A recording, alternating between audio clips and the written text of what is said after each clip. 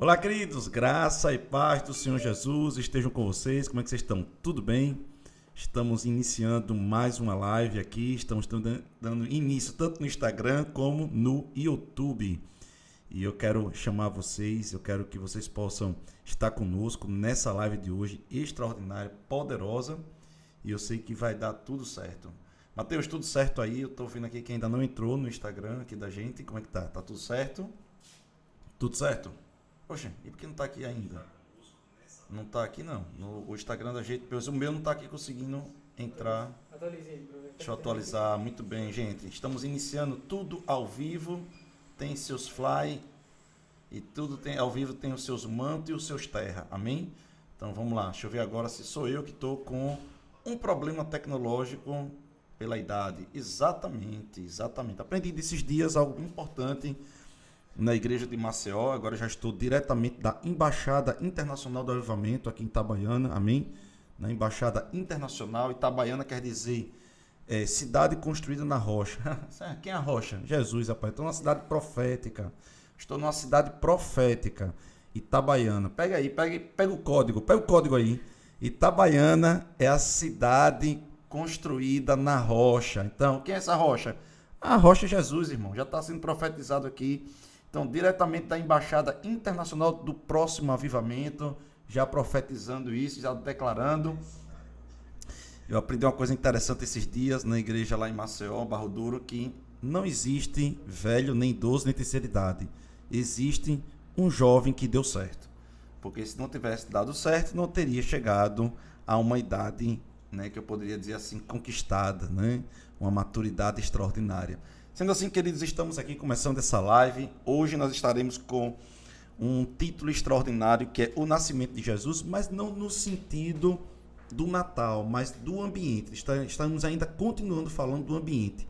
Falamos muito sobre o ambiente que foi gerado por Maria e Isabel na live anterior, na 8ª live, mas hoje eu quero falar um pouco mais sobre José. Eu quero falar desse ambiente agora, causando essa sinergia, essa equalização entre a capacidade, dons, talentos, ministério de Maria e o ministério de José, servindo ao Messias, servindo ao Rabi, servindo ao nosso mestre, ao Deus encarnado, ao Deus homem, a Jesus Cristo de Nazaré. Eu quero agradecer a vocês que estão conosco aqui. Eu queria que você já começasse a mandar seus pedidos de oração, suas dúvidas também. Estaremos cerca de meia hora nessa live. A ideia é, de fato, podemos ter uma live mais direta, mais sucinta, e que você possa pegar agora esse aviãozinho que está do seu lado direito e poder fazer um tipo de evangelismo, um evangelismo virtual. Ó, que coisa interessante. Manda aí para o máximo de pessoas possível, para que essas pessoas possam estar recebendo esse conteúdo de hoje, tá certo? Eu queria muito que você pudesse receber esse comando agora no seu coração, por gentileza, e mandar para o máximo de pessoas que o seu Instagram pudesse enviar agora. Acabei de fazer isso, convidando várias pessoas, estou fazendo aqui agora isso. Convida o máximo de pessoas, e depois que a live também ficar concluída e ficar salva, tanto no nosso Instagram como no nosso YouTube, eu queria que você pudesse estar enviando também para muitas pessoas essa sequência de lives, porque nós estamos aqui fazendo um trabalho de cristologia. Gente, é um trabalho que teve muito estudo, muita preparação, para que pudéssemos trazer de forma bem mastigada, mas tocando em pontos vital, tá bom? Então, a outra coisa que nós temos lá na nossa Liquid Dream, ou seja, no nossa bio do Instagram, você que está no YouTube, está lá na nossa Liquid Dream, ou seja, na nossa bio do Instagram, né? A Liquid Dream, ele fica lá em azulzinho ali em cima, é só você clicar e vai entrar em um link que terão vários ícones, e um deles são os estudos até aqui. Então, terão até agora 9 estudos de 40. Ao final, teremos 40 estudos que você poderá levar para a sua vida toda e não vacilar na cristologia, tá bom, gente? Nós estamos aprendendo sobre Cristo, ensinamento por ensinamento sobre a sua vida. Estamos falando da vida de Cristo. E nós hoje vamos derrubar algumas teorias, né? Algumas mentiras, inclusive que a gente vê em muito podcast hoje, muita gente, muita maluquice, muita doidice sendo falada de uma forma tão séria que a gente acredita que é verdade. Então nós vamos falar sobre, será que Jesus, entre os 12 anos e os quase 30 anos, ele foi para a Índia, para a Ásia? Ele se perdeu ali naquele momento que ele estava ensinando, né? Aquelas caravanas que a gente percebe que José e Maria às vezes entravam para ir para Jerusalém, e que depois tem uma teoria que fala que Jesus ele começou a ajudar na marcenaria de José, e aí começou a pegar umas caravanas e vender para outros países, nações, e ali ele teve contato com outros povos, e naquela questão de ter contato com outros povos, ele começou a adquirir conhecimento budista, conhecimento do Hare Krishna, do hinduísmo. Então aí ele traz para dentro do cristianismo, do judaísmo, uma revelação hinduísta, budista. Gente, precisamos entender se de fato isso tem fundamento ou não com nenhum tipo de, né, como é que poderia dizer assim, de hiperapreço, então uma defesa dos costumes que nós temos, não, mas de fato de uma forma, né, a analisar a palavra de Deus e aquilo que nós temos tanto na arqueologia bíblica e por aí vai. Quero agradecer a todos vocês, Helena Paz, Deus te abençoe. Vamos convidando mais pessoas para estar nos acompanhando e deixando claro para vocês que ao final estaremos orando por você. Esteja colocando aí, estamos com Mateus aqui, Bia aqui também na nossa técnica, como eu disse, já não mais em Maceió, estamos em Itabaiana, a terra do próximo avivamento. Glória a Deus por isso. E estamos aqui agradecendo a Deus por esse momento. Vamos orar. Pai, nós queremos te agradecer pelas revelações, por tudo aquilo que o Senhor vai nos falar, trazer, indicar, e é sobre isso que nós vamos, de fato, trazer, sabe, para as pessoas poderem ter uma revelação e uma clareza acerca da sua vida e do seu ministério. Obrigado, Senhor, por isso, em nome de Jesus. Gente, nós percebemos até aqui que quando Deus escolheu Maria, ele não escolheu aleatoriamente. Nós podemos ver nos cânticos de Maria, ou nas palavras de Maria, né, o cântico e as palavras, melhor falando, tanto as palavras que Maria discorreu ao anjo Gabriel, quanto o cântico que ela pronunciou a Isabel, que nós não estamos lidando com uma pessoa que era ignorante acerca da palavra de Deus. E para ela não ser ignorante quanto à palavra de Deus, porque ali existem coisas profundas que ela vai tratar. E também, quando o anjo fala com ela, ele vai falar com ela ao nível do conhecimento dela. Então, ele vai falar que José fazia parte da raiz de Davi.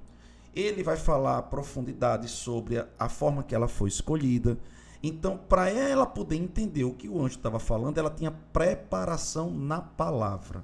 Para ela ter preparação na palavra, ela era levada, sim, aos estudos que cabia às mulheres, naquele tempo, na sinagoga. Ok? Então, por mais que as mulheres não tivessem o acesso irrestrito que os homens tinham, mas as mulheres também tinham uma participação no ensino da palavra de Deus, ok? A gente vai ver, por exemplo, que no templo que estava em Jerusalém, existia um átrio lá, um local. Você pode ver isso até inclusive na Bíblia Thompson. Na Bíblia Thompson vai ter lá algumas páginas de arqueologia bíblica e por aí vai. E vai ter lá um desenho do templo na época de Jesus. E o templo na época de Jesus tinha um átrio para as mulheres. Obviamente que Maria não congregava lá em Jerusalém, né? Ela congregava na cidade dela, numa sinagoga, mas que seguia o modelo. Ou seja, era dado sim um tipo de ensino da palavra de Deus às mulheres. Ok, então Maria, ela também, muito provavelmente, recebia conhecimento dentro de casa. Era falado da palavra de Deus dentro de casa. Então, imagino que Maria, no caso, o pai, a mãe de Maria, a gente percebe que eles tinham conhecimento. É tanto que Isabel também era casada com um sacerdote. Tá bom? Isabel era casada com um sacerdote. A gente sabe disso. Que por enquanto que Zacarias estava lá servindo no templo, ele fica mudo, né? naquela situação que aconteceu com o anjo. Então, era uma família ligada às coisas do Senhor. Era uma família que era ligada às coisas, sim, da religião daquele tempo. Sendo assim, Maria tinha temor no coração, seguia os preceitos judaicos, estava pronta para entender os comandos de Deus, e ela também cumpria, ela não era hipócrita, ela vivia aquilo que ela acreditava. É tanto que ela vai falar: eu sou uma serva, eu me submeto, faça de mim a vontade que o Senhor quiser. Então você vai ver que Maria era uma pessoa que tinha sim uma capacidade. E outra, ela começa a pronunciar deliberadamente, ou seja, ela não só usa versículos. O que eu quero dizer com isso? Nada contra usar versículos, mas ela já tinha os versículos dentro dela e ela transformava aquilo em palavras proféticas em rema. E ela ministrava ao Senhor uma adoração. A gente vê que aquela adoração que ela pronuncia diante de Isabel não é qualquer tipo de adoração. É uma adoração profunda, revelacional. Mas nós falamos já sobre Maria. Maria era da linhagem de Davi por meio de Natã. Sendo assim, nós agora vamos falar um pouco mais hoje, ou vamos falar mais sobre José hoje, e no final a gente conclui o ambiente que Jesus nasceu. Se Maria foi escolhida a dedo, José também. José também. Só que antes de falar um pouco mais sobre essas passagens que eu vou falar de José, eu queria desmistificar uma coisa também com vocês sobre o nascimento e o crescimento de Jesus, que eu quero falar muito sobre isso hoje, porque José trouxe muito da sua qualificação como marceneiro, ok? Sobre carpinteiro, melhor falando, sobre carpinteiro, certo? Sobre carpinteiro para Jesus. Eu já quero começar a ler a passagem bíblica, as duas passagens bíblicas aqui para você, e a gente vai falar do crescimento de Jesus na sinagoga e o crescimento de Jesus na carpintaria. E nós vamos ver como é que nós podemos preencher o lapso temporal bíblico dos 12 até os quase 30 anos, ou seja, 18 anos de lapso temporal. Que, na verdade, se nós percebermos claramente, sem devaneios, nós podemos entender claramente que não há lapso temporal. Ok? Então, vamos lá. Em Mateus 13, 54, diz o seguinte: e chegando à sua terra, ensinava-os na sinagoga, de tal sorte que se maravilhavam e diziam: de onde lhe vem esta sabedoria e estes poderes miraculosos? Não é este o filho do carpinteiro? Presta atenção nisso. Chegando na sua terra, Jesus é cheio do Espírito Santo, passa pelo deserto, sai debaixo do poder, passa pelas bodas de Caná e vai à sua terra, com seus discípulos já. Jesus já está acompanhado ali dos seus discípulos. Vocês conseguiram pegar a novelinha, né? O storytelling aí, tá certo? Então, Jesus ele está pegando agora em ato contínuo. Então, pense nisso como um filmezinho. E o que acontece? O pessoal está dizendo, ele não é o filho do carpinteiro. Olha a referência, presta atenção no que eu estou lhe dizendo. Sabe quando nós temos um artista famoso? Presta atenção nisso. Quando nós temos um artista famoso e tem ali um filho daquele artista famoso, alguém, por exemplo, vamos supor Pelé, o filho de Pelé. Alguém vai dizer assim, aquele ali não é o filho de Pelé. A pessoa perde a sua identidade. A pessoa vai dizer, não é o filho do Pelé, mas é o prefeito da cidade. Aquele ali não é o filho do prefeito. Então nós temos uma tendência a não lembrar do nome ou não perceber o nome de alguém quando o pai, a mãe, é o mais famoso. Estão conseguindo me compreender? Então, na família de Jesus, quem era a pessoa mais famosa? José. Aquele ali não é o filho do carpinteiro. Isso quer dizer que José era famoso na carpintaria. E nós vamos entender o que quer dizer carpinteiro. Carpinteiro não quer dizer aqui uma pessoa que somente mexe com carpintaria, ou seja, com madeira somente. José, ele trabalhava com as tecnologias da época. Eu vou provar isso para você. Beleza? Eu gostei muito uma vez de um documentário que eu vi na Canção Nova. em que eles fizeram um capítulo lá na Canção Nova, eles iam para Jerusalém, isso tem mais de 10 anos, e uma pessoa traduziu a palavra carpinteiro da forma totalmente adequada sobre aquilo que eu vou falar hoje, que comunga também com que Rick Renner, que é um dos maiores intérpretes do grego hoje, do mundo, também interpreta a palavra carpinteiro. Então, isso é prego batido, ponta virada para quem entende, tá bom? De exegese e também entende de interpretação gramatical utilizando a boa hermenêutica.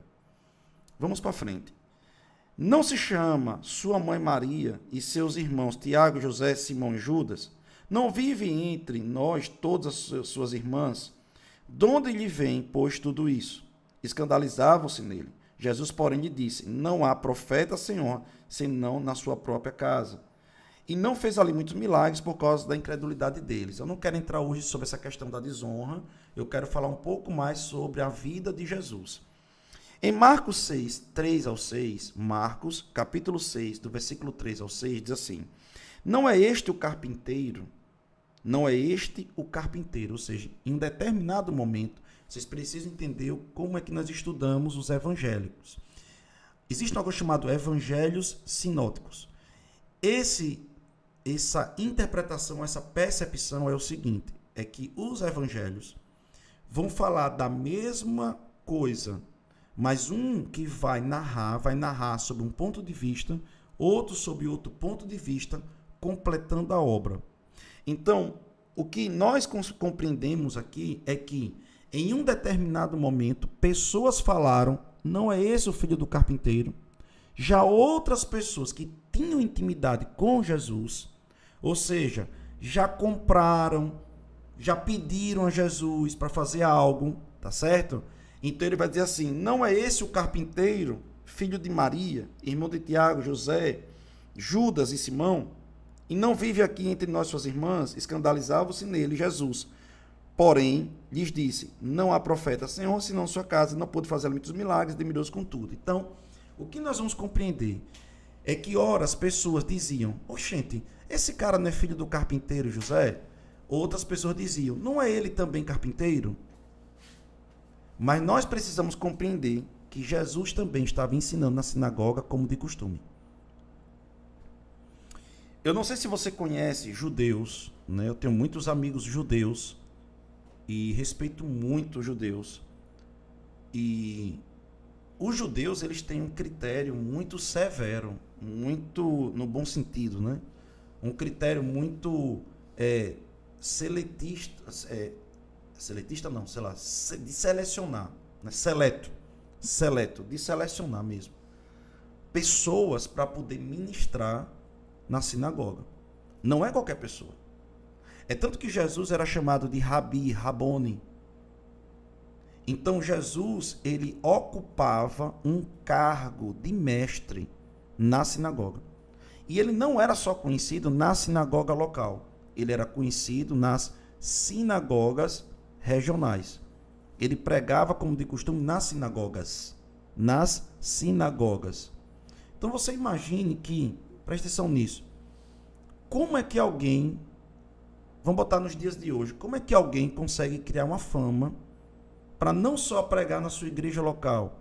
Talvez alguém que está nos assistindo hoje tenha como é que eu posso dizer assim, a honra, né, de estar na escala de pregação da sua igreja local. As igrejas começam a convidar você. Já é um outro nível. Nós precisamos compreender isso. Então, Jesus, ele era uma pessoa conhecida pelas pregações que ele ministrava na sinagoga que ele congregava, mas também ele era convidado para outras sinagogas. Isso não é do dia para a noite. Gente, isso não é do dia para a noite. Então, nós vamos agora entender o lapso de 18 anos, ou de quase 18 anos. Vamos voltar à fita.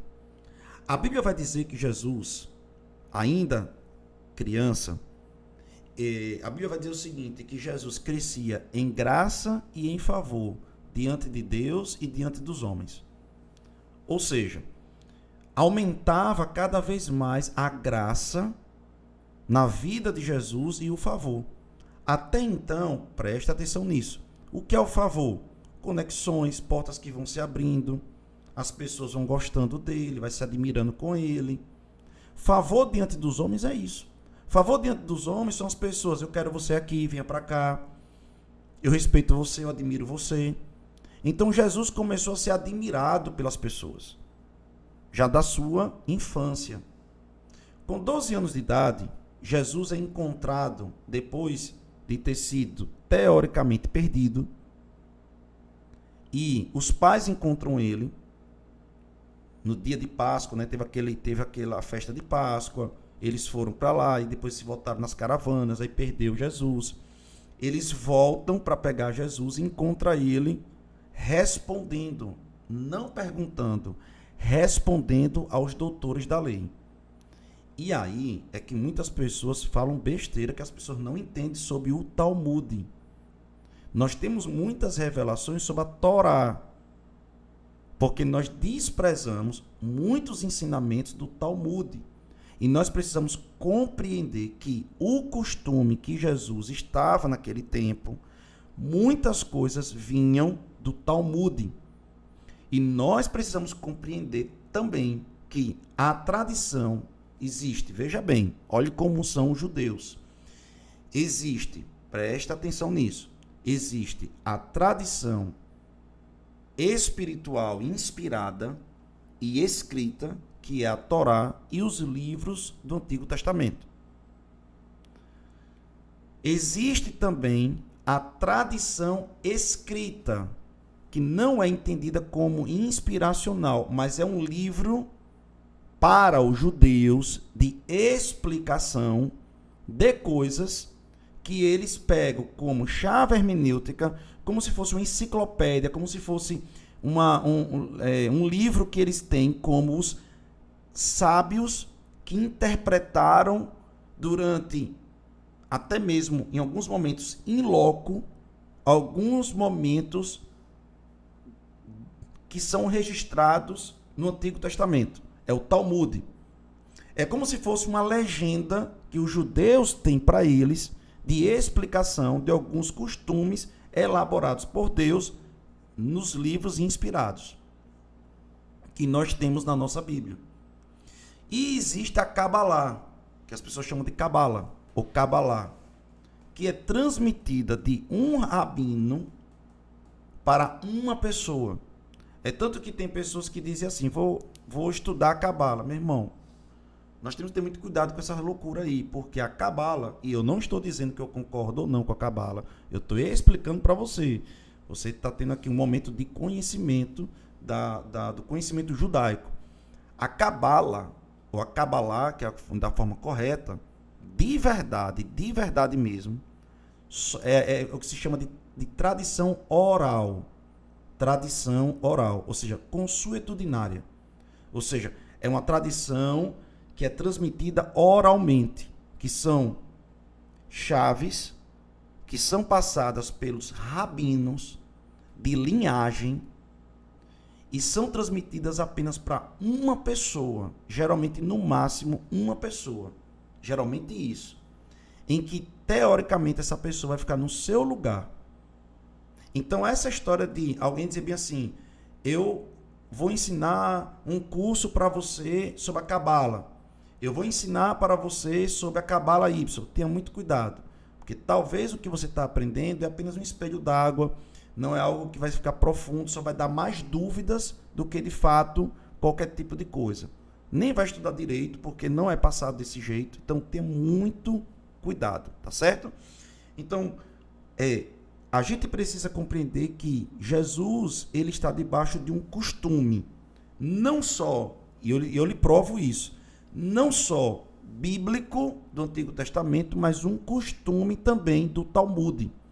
Eu vou dar um exemplo para você. A Bíblia vai falar que Jesus e os seus discípulos foram encontrados na festa da dedicação. A festa da dedicação não foi estabelecida pelos livros do Antigo Testamento. A festa da dedicação não foi estabelecida pelos livros do Antigo Testamento. Eu vou explicar isso para vocês. A festa da dedicação foi estabelecida pelo Talmud. através das guerras dos macabeus, em que, em um determinado momento, quando os macabeus estavam retomando as forças contra os gregos, eles pegaram e acenderam a menorá.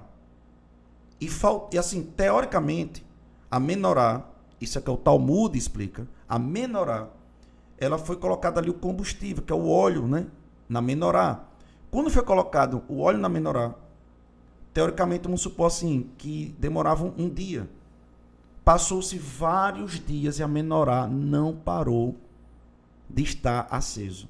É que nem você dirigisse um carro em que você sabe que o ponteiro do combustível já acionou, que está lá, que acabou o combustível, mas você ainda roda com o seu carro 1.000 quilômetros, 2.000 quilômetros. É óbvio que é algo que seria sobrenatural. E durante aquele tempo que a menorá estava acesa, os macabeus venceram. Os macabeus venceram os gregos e eles expulsaram os gregos do território judaico. Tá certo? Então, surge aí a festa da dedicação. Detalhe, existem muitos cristãos judaizantes que dizem assim: eu só comemoro festas estabelecidas por Deus. Muitos cristãos judaizantes.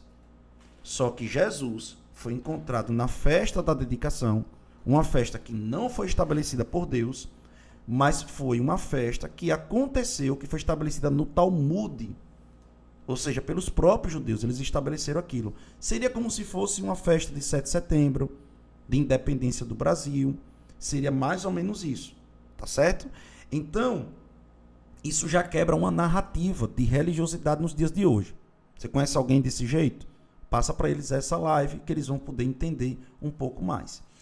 Sendo assim, Jesus ele está ali agora diante de um costume que não está escrito no Antigo Testamento, está escrito no Talmud. Quando Jesus está respondendo, na verdade perguntando, né? Desculpe de novo, respondendo, né? Me perdoe, respondendo as perguntas dos doutores da lei, ele está ali respondendo por quê?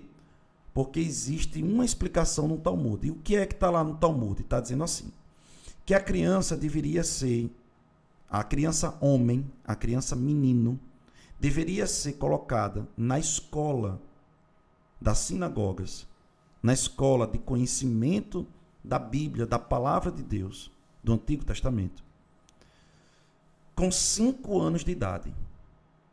E ele estudaria, em um primeiro momento, isso é um primeiro momento, gente, é que nem fosse assim, um maternal, é que nem fosse assim, do maternal era como se fosse o ginásio, maternal, era um tempo dos 5 aos 13 anos.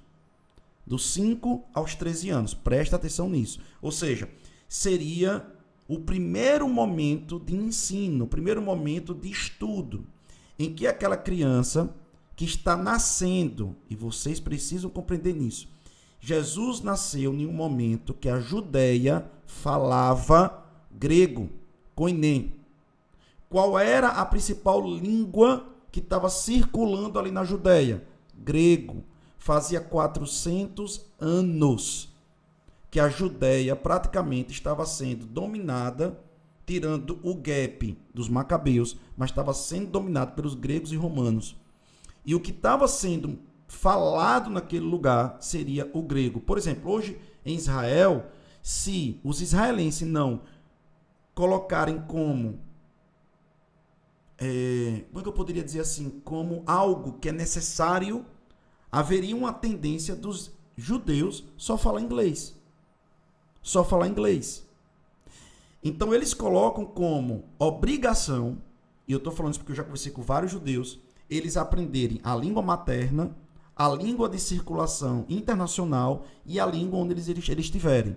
Sendo assim, o judeu que nasce em Israel hoje aprende o hebraico, aramaico e aprende o inglês, porque é a língua de circulação. No Brasil, o judeu aprende, repare só, o judeu aprende no Brasil o hebraico-aramaico. Se ele nasce no Brasil, ele aprende hebraico-aramaico. É tanto que com 12 anos de idade ele é levado para a sinagoga, ou seja, daqui de Sergipe, eles vão lá para Recife. Na sua maioria, eles vão para Recife, para apresentar o menino com 12 anos. Esse costume ainda continua. E aí eles aprendem a língua hebraica, que é a língua materna. Eles aprendem o inglês, que é a língua de circulação mundial. E eles aprendem o português, que é a língua onde eles moram.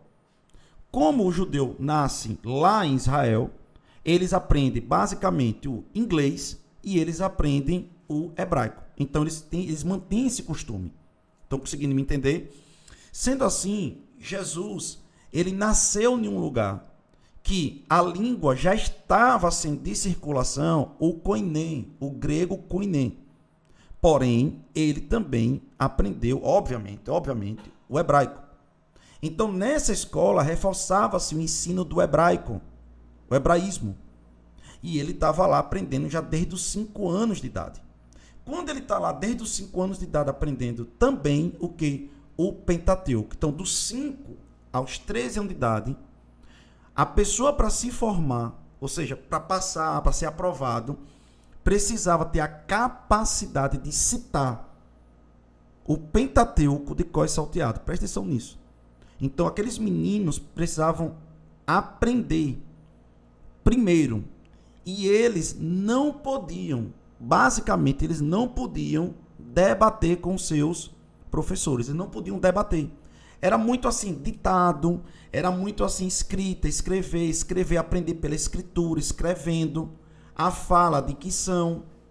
Era mais uma coisa logos mesmo, logos. Depois eles passavam para uma outra fase que eles iriam interpretar.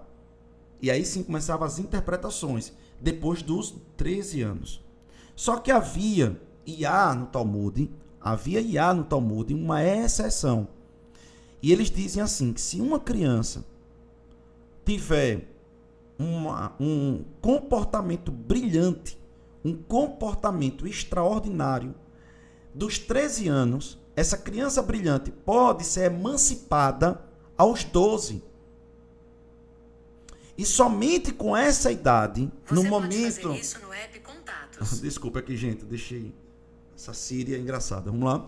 Então, eles podem fazer isso agora, perguntas, a partir dessa... Vou botar assim, dessa transição. Então, ele estava ali até os 13 anos, uma criança comum, até os 13 anos. Depois dos 13, num dia de Pentecostes, eles podiam transicionar para a próxima turma, para a próxima classe, e nessa próxima classe, eles poderiam fazer perguntas aos seus mestres. Mas não responder. Está entendendo? Ele teria direito a perguntar. Sendo assim, o que é que está acontecendo com Jesus? Ali naquele momento que os pais voltam para pegar Jesus preocupado. E ele diz, eu estou aqui cuidando das coisas do meu pai. O que é que ele está ali fazendo? Ele está sendo reconhecido pelos escribas e doutores da lei que ele é uma criança prodígio. Que Jesus de fato cresceu em graça diante de Deus e dos homens. E que Jesus poderia transicionar de classe com seus 12 anos de idade e não com 13. Então está acontecendo ali a emancipação. E os doutores da lei podem agora ser perguntados por Jesus sobre dúvidas que ele leu durante esses últimos 8 anos, 7 anos. Só que o que é inusitado é que Jesus está respondendo e não perguntando. E é óbvio, por aquilo que a gente entende e compreende, sem deduzir, porque é claro mesmo. Não é algo que nós estamos criando, é uma percepção clara. O que é que está acontecendo ali? É que Jesus, ele começa a perguntar aos doutores da lei. Os doutores da lei não sabem responder. Jesus fez perguntas retóricas. Jesus começa a responder perguntas que ele fez. E os doutores da lei ficam encantados. E agora os doutores da lei seguram o menino e começam, mas isso e aquilo. Lembre que Jesus está debaixo de graça. de favor diante dos homens. Ele ainda não se manifestou como Messias. Naquele momento ele começa a responder os caras. Ele começa a responder os doutores. Os cabras seguram ele. Maria chega com José. Você está fazendo o que aqui? Estou cuidando das coisas do pai. Eu estou ensinando aqui esses meninos aqui. De 70 anos. De 75 anos. Esses meninos aqui que estudou a palavra. E que me ensinaram a palavra Logos. Mas eu estou trazendo aqui uma coisa chamada Espírito Santo.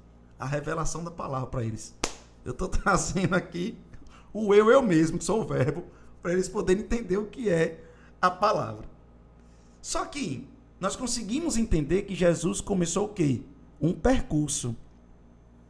Jesus começou o quê? Um percurso. Você acha que Jesus sairia dessa primeiro estágio bem sucedido e, como alguns ensinam, que com 12 anos de idade é o que se ensina, Osho, que é um maluco, Osho é um maluco. Pessoal, vai lá na Netflix, bote O-S-H-O, Osho.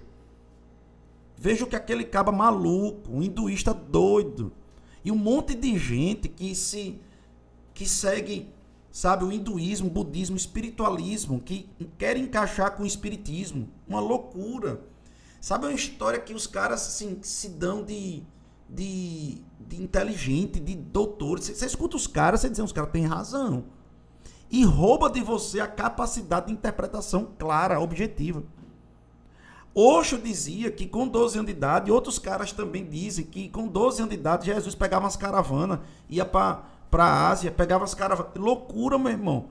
Como é que Jesus ia aprender o budismo? Você vê, não, você aprenda sobre o budismo. O budismo, os guri começa dizendo. Já velho, que ele se torna um monge, se torna um cara que entende tudo. Ah, mas era Jesus, certo, meu irmão? Mas ele precisaria de um tempo para isso. Então, Jesus estaria deslocado, estaria desconectado da comunidade local. Ele não teria raízes na comunidade local. Ele não seria reconhecido na comunidade local. E é óbvio que quando ele chega, né, depois de ter sido cheio do Espírito Santo e tudo mais, ele volta, ele é reconhecido. Ele é reconhecido como um carpinteiro. E nós precisamos entender também sobre isso. Daqui a pouco a gente vai chegar lá. Mas também ele é reconhecido como um rabi. Ele era rabi e carpinteiro. Ele ensinava nas sinagogas, ele é chamado de rabi e ele é um carpinteiro. E vamos agora conseguir entender o que está acontecendo aqui. Então Jesus, ele com 12 anos de idade, ele é aprovado para a próxima fase. E ele jamais poderia, sabe, que ele tirar férias e ir para algum outro lugar, aí ele volta e agora é um rabi. Não. Os estudos teriam que dar continuidade. Jesus poderia até, sim, sabe, queridos, poder ter ido, não estou dizendo que foi, poder ter ido nessa teoria maluca dos caras, ido lá para a Ásia, ido lá para tudo que é canto que eles disseram, e ele pegar esses conhecimentos e tudo mais e ensinar na porta da sinagoga. Ensinar em algum outro lugar. Mas ser reconhecido como um rabi, um mestre, dentro da sinagoga, nunca. Nunca. Ele poderia ser um freelance, um cara fora, desregrado do sistema. Mas Jesus começou o ministério dentro do sistema. E isso você precisa compreender. Porque ele veio para os seus. E os seus o rejeitaram. Ele veio cumprir a profecia. Sendo assim, ele está lá dentro, passando para a próxima fase. E essa próxima fase de quê? Você já viu uma preparação de um rabino? De um rabi? É uma preparação de décadas. E Jesus agora não é só um cara de confiança para ensinar na sua sinagoga, como ele também está sendo reconhecido e ensinando em outras sinagogas. Então isso não é um dia para a noite. Então Jesus dá continuidade aos ensinos. Só que tem uma outra prova. Existe uma outra prova extraordinária que foge aos olhos dos homens. É que de onde ele morava, Jesus morava em uma cidade baixa. Estava sendo construída uma cidade alta. Uma cidade tecnológica. Uma cidade extraordinária. E aí Jesus usa uma parábola. Pode uma cidade ser construída em cima de uma montanha e ser escondida? Essa construção se dá na sua adolescência e juventude. E quem estava ajudando a construir essa cidade? Se Jesus acompanhou. Essa cidade é famosa. Então, Jesus acompanhou essa cidade, a cidade dele estava embaixo, essa cidade tecnológica estava lá em cima. Jesus acompanhou de dentro. Ele ia com José, junto com José, prestar serviço lá, claramente, irmão. Porque a palavra carpinteiro não é uma palavra de carpintaria somente, mas é um tipo específico de carpinteiro que consegue modelar a madeira com outros tipos de materiais. Então, isso daí, inclusive na interpretação católica, como eu disse para vocês, eles entendem claramente isso, que era como se José fosse um engenheiro estrutural. Um engenheiro estrutural. Então é por isso que Jesus, ele fala sobre a pedra angular. Jesus, ele está usando uma palavra de engenharia. Eu estou aqui com o Ítalo, aqui nos bastidores, que nos ajudou a fazer esse material. Ítalo sabe o que eu estou falando. O que é uma pedra angular? Um pilar de sustentação. Né, Ítalo? Ítalo é engenheiro. Seria a base, não é isso? É uma base.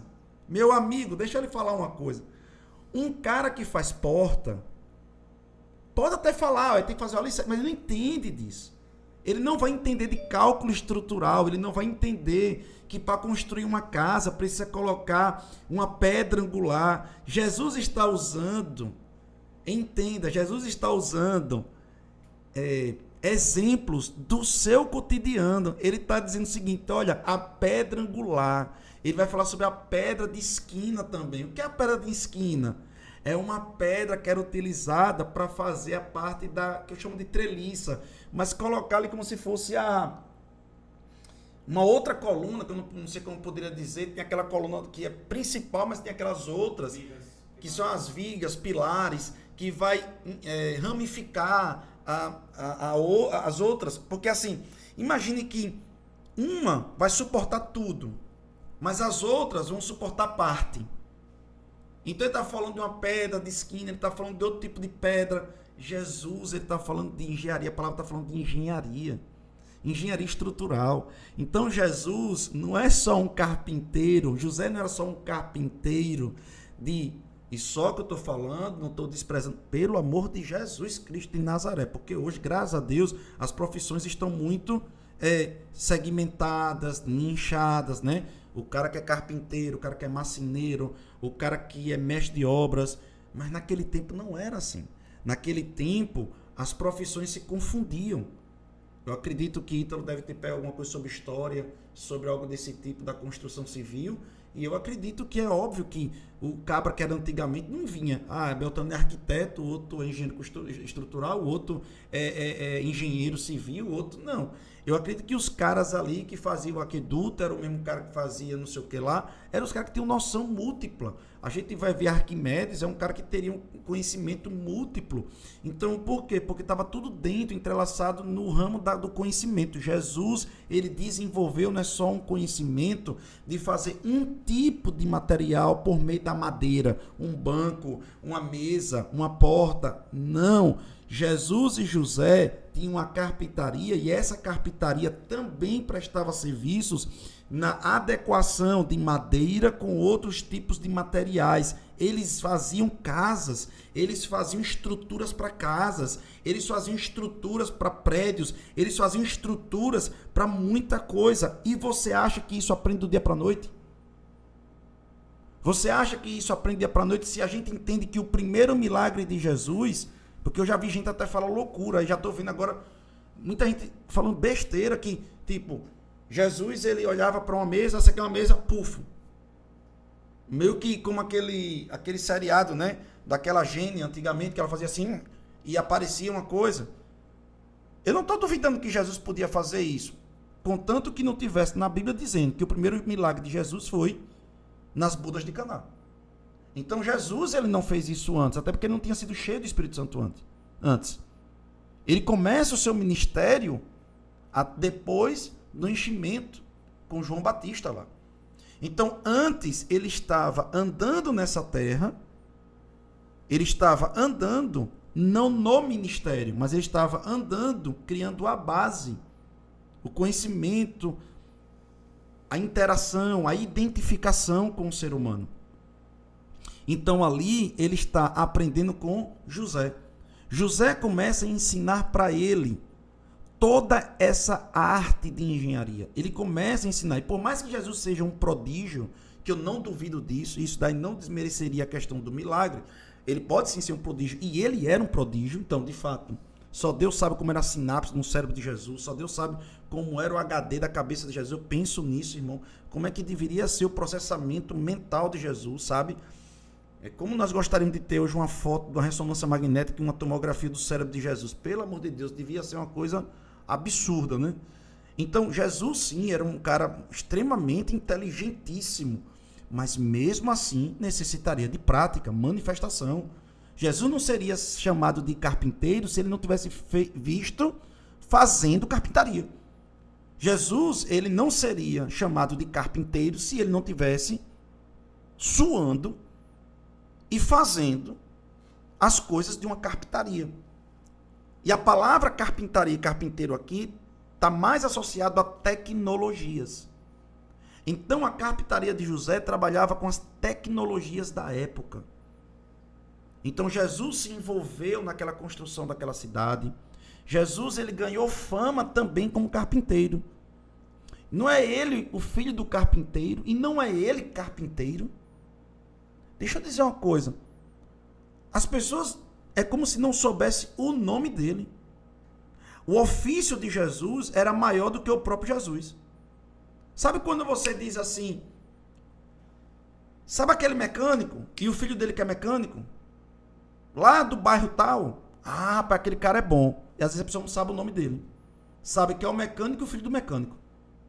Então os caras não tinham a principal referência, não estou dizendo que ele não sabia o nome, mas a principal referência era o carpinteiro, não é ele carpinteiro. Então os caras tinham também uma visão de Jesus como um excelente, tá certo? Depois de Salomão, com certeza ele botou para achar. Agora, ele precisaria ter sido visto não uma vez só, mas várias vezes. Porque, querido, deixa eu dizer uma coisa. Não é porque você prega um prego um dia na madeira que você vai ser chamado de pedreiro. Não é porque um dia você cantou que você vai ser chamado de cantor. Não é porque você pregou um dia que você vai ser chamado de pregador. Deixa eu dizer uma coisa, você vai ter que ter constância. Então ele teve constância para aprender. Então hoje ele vai aprender a fazer móveis. Amanhã ele vai aprender a fazer partes de uma casa. Depois ele vai aprender a fazer partes estruturais. Então Jesus ele foi aprendendo e executando, aprendendo e executando. Você acha que isso demora quanto tempo? E para ganhar fama demora quanto tempo? Agora vamos para a questão da sinagoga. Como é que Jesus aparece ensinando com know-how, com respeito? Porque Jesus deu continuidade aos seus estudos. Então isso daí não teria condição de ter dado um gap, dele ter saído e aprendido em outros lugares. Mas aí também entra a figura de José. Porque José entendia quem era Jesus. E José entendia que Jesus precisaria de um ofício para sustentar o seu ministério. Muitas vezes. José é igual a Paulo. Paulo estava tendo encontros com Jesus. Durante quase 14 anos, encontros com Jesus. Mas ele continuou tecendo tendas. Então, por mais que nós sejamos ungidíssimos, tenhamos já claramente o nosso propósito, mas haverá uma fase que nós executaremos como carpinteiros, nós executaremos como aqueles tecelões de tendas, e eu quero dizer uma coisa para você, isso não traz demérito.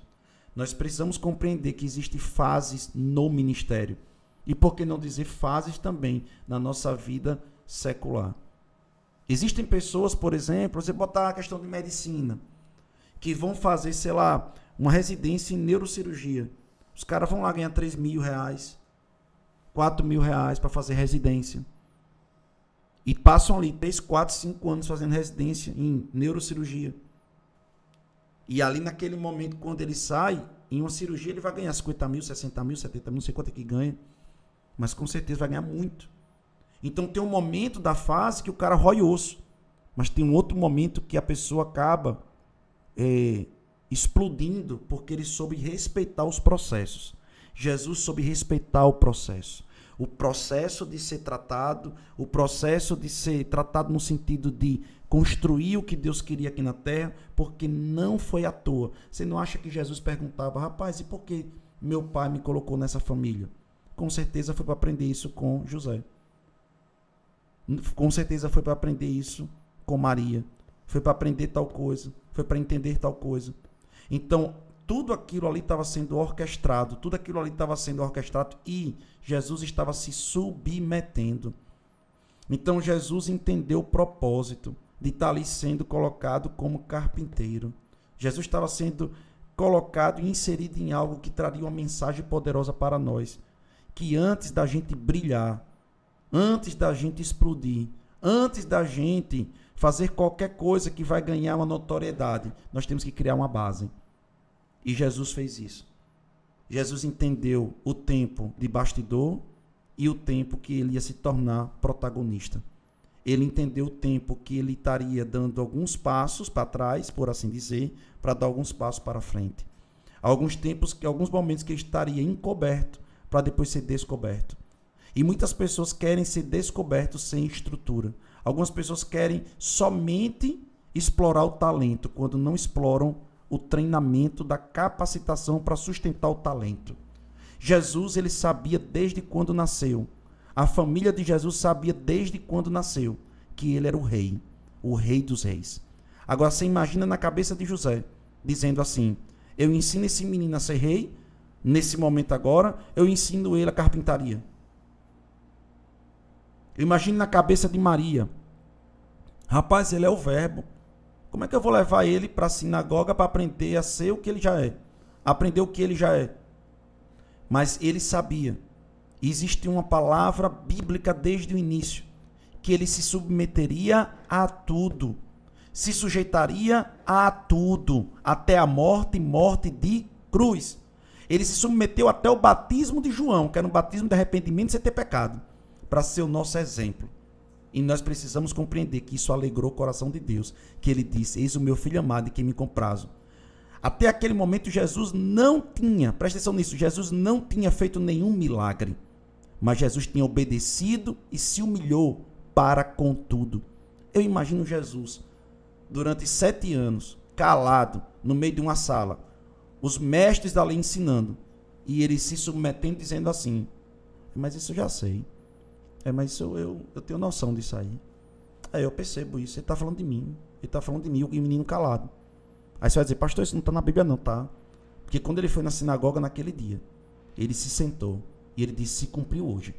Ei, aquele grito estava dentro dele. Aquele grito estava dentro dele, meu irmão. É que nem o cara que treina, até o dia da manifestação. Às vezes tem pessoas que treinaram a vida toda para um dia brilhar. E ficar registrado para todo o tempo e todas as gerações na história. Sabe? O astronauta que pisou na Lua, Neil Armstrong, ele pisou na Lua e ele disse, esse é um pequeno passo para o homem, mas um grande salto para a humanidade. Ele treinou a vida toda para ser o primeiro homem a pisar na Lua. Ele treinou a vida toda para aquilo. Popó treinou a vida toda para em 36 segundos derrubar Bambam. A gente pode Bambam por o seu lado teve um grande show lá porque conseguiu atrair, né? Ele ganhou 10 milhões em 36 segundos. Por isso que ele disse que ia ganhar, ele ia chocar o mundo. Ele deu um show de buzz marketing, né? Ele transformou a energia negativa em positiva para trazer dinheiro. Ponto. Né? Ele teve aulas de tudo. Mas eu quero falar agora de Bambam. Ele treinou a vida toda para que em 36 segundos ele derrubasse alguém que falava muito. Sendo assim, meu irmão, deixa eu falar algo para você. Nós muitas vezes vamos treinar uma vida inteira para brilhar. Jesus treinou aqui na terra durante 30 anos para brilhar em 3. Foram 10 anos para cada ano. Se você parar para observar assim, Teleósbo ele diz, se eu tivesse só 4 anos de vida, Teleósbo diz, eu treinaria 3 anos para 1 ano de ministério. Tempo de preparação não é tempo de perdido. E nós precisamos compreender isso. Nós precisamos aprender isso. É por isso que tem muita gente acessando o poder antes da preparação. E o poder se torna vazio, porque não tem preparação. E acabam se matando porque o vazio é muito grande e coisas desse tipo começam a acontecer. Perde família endoida no meio do caminho. E por quê? Porque não teve uma preparação, um treinamento. Por exemplo, quando eu olho para Neymar, eu olho para Neymar como uma pessoa que tem um talento extraordinário. Poderia ser, sim. Poderia, do verbo não é. Tá me entendendo? Do verbo não é. Ele poderia estar no hall dos 5 maiores jogadores do Brasil. Mas ele, na minha opinião, não está entre os 10. Por quê? Porque às vezes as pessoas querem falar do talento dele. Mas talento não é tudo. Ele não conseguiu atingir alguns objetivos que estavam na mão dele. Porque faltou estrutura emocional, estrutura espiritual para sustentar todo o poder que está chegando na mão dele. Meu querido, deixa eu dizer algo para você. Jesus está nos dando uma grande aula nesse sentido. E José, ele foi um preparador, escolhido por Deus para ser um grande acompanhador, um grande, homem de Deus, obediente, para entender que ele estava diante do Rei dos Reis. Mas ele cumpriu, levando ele ao ensino de uma profissão e ao ensino da palavra. Quando talvez, escute o que eu estou lhe dizendo, ao primeiro momento a gente pode imaginar que ele nem precisaria disso.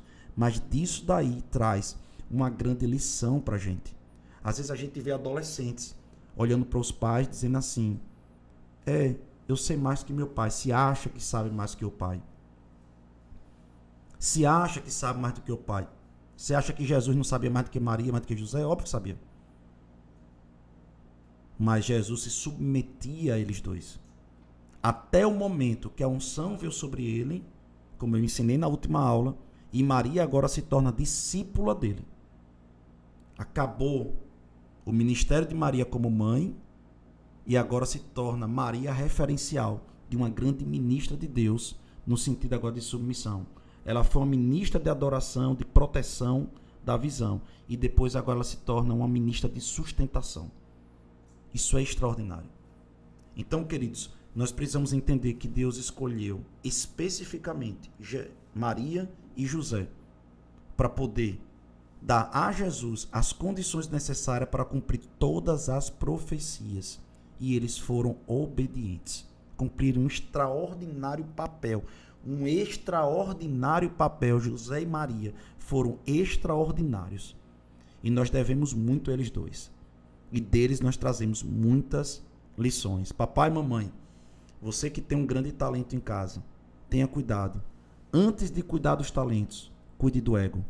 Antes de cuidar dos talentos, cuide do caráter. Antes de cuidar dos talentos, cuide da disciplina. Antes de cuidar do talento, cuide da espiritualidade. Porque Jesus, sem precisar de tudo isso, mesmo assim, José e Maria fizeram para trazer uma mensagem que se Jesus passou, nós temos que passar. Tá me entendendo? Então eu quero orar pelos seus pedidos de oração e dizer que essa live vai ficar salva. Eu quero dizer que esses ensinamentos estão sendo salvos. Nós temos lá o nosso estudo. Eu quero dizer que na nossa LinkedIn você pode baixar os estudos que estão lá. Eu quero agradecer pela sua ansiedade. Pai, eu declaro que, em nome de Jesus, Raíssa agora seja liberta desse espírito de opressão.